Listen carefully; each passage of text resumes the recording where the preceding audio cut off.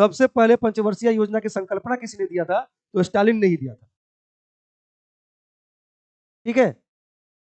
और देखिए 1938 में जब कांग्रेस का अधिवेशन होता है, जिसके अध्यक्ष सुभाष चंद्र बोस होते हैं, उस 1938 के अधिवेशन में हरिपुरा वाले में एक आयोग का गठन होता है, योजना आयोग। ठीक है, जिसके अध्यक्ष बनाए जाते हैं जवाहरलाल नेहरू। ठीक है, तो इसका मतलब है कि प्लानिंग का जो कॉन्सेप्ट है भारत में भी क्या था, भारत भी इसको क्या कर रहा था, एक्सेप्ट कर रहा था। और देखिए आजादी के बाद हम तो पंचवर्षीय योजना फॉलो करने वाले देश बन गए, बने कि नहीं बने? ये सारी संरचनाएं कहां से हम सीख रहे थे? रूस से सीख रहे थे। इसका मतलब समाजवाद का हम पे प्रभाव था। देश स्वतंत्र भी हुआ, लेकिन एक चीज था कि हम समाजवाद को अपने संविधान में कहीं जगह नहीं दे पाए शब्द के तौर पे, और नहीं पूंजीवाद को। क्योंकि देश सांप्रदायिक दंगे से उलझ रहा था, हिंदू मुस्लिम हो ही रहा था।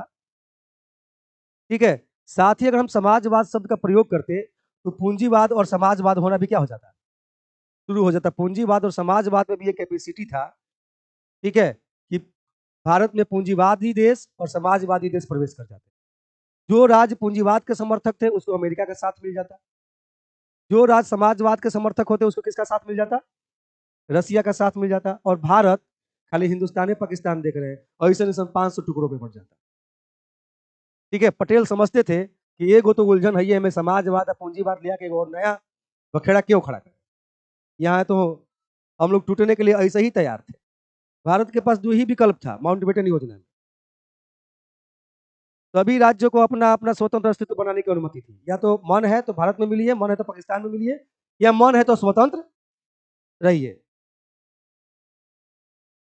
तो दो गो बुराई में से एक बुराई चुनना था उनको, पाकिस्तान का बंटवारा या फिर देश का एकीकरण।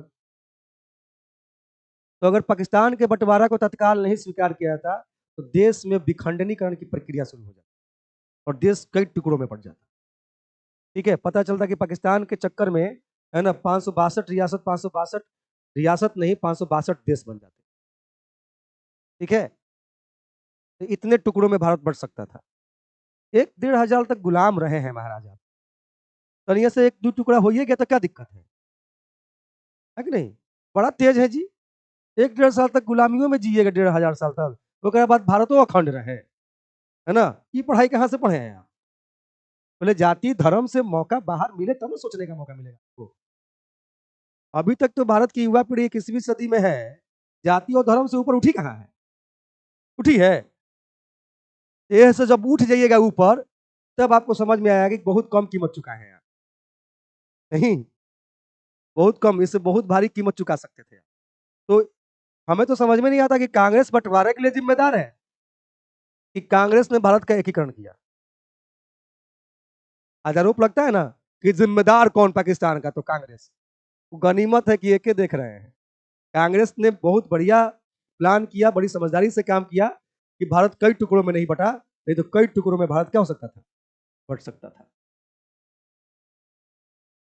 1947 से पहले आप इसलिए आप उस पे आप ऑब्जेक्ट कर सकते हैं कि आप ऐसी स्थिति पैदा ही होने क्यों दी है, कुछ ऐसा करते कि ऐसी स्थिति ही पैदा नहीं होती। इसके लिए आप क्लेम कीजिए, इसके लिए आप क्लेम कर सकते हैं, कोई दिक्कत नहीं। हम समाजवादी संरचना को 1976 में स्वीकार करते हैं स्पष्टता। हालांकि संविधान में स्वीकार किया जा चुका था, लेकिन समाजवादी शब्द का डायरेक्ट लिखा नहीं गया था। भाग 4 समाजवादी संरचना का ही द्योतक है। भाग 4 भारतीय संविधान का राज्य के नीति निर्देशक तत्व किस संरचना का द्योतक है? समाजवादी संरचना।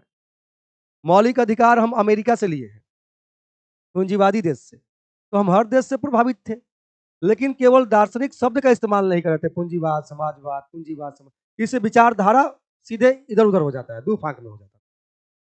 तो इस तरीके से डिवाइड हो सकता था विचारधारा के आधार पर भारत भी। ठीक है, जैसे यूरोप डिवाइड हो गया पूंजीवादी विचारधारा और समाजवादी विचारधारा में, वैसे ही इंडिया डिवाइड हो जाता पूंजीवादी विचारधारा और समाजवादी विचारधारा में। समाजवादी विचारधारा का शासन रहा कि नहीं बंगाल में, केरला में बना कि नहीं बना, तो वैसे ढेर हो जाता देश के अंदर।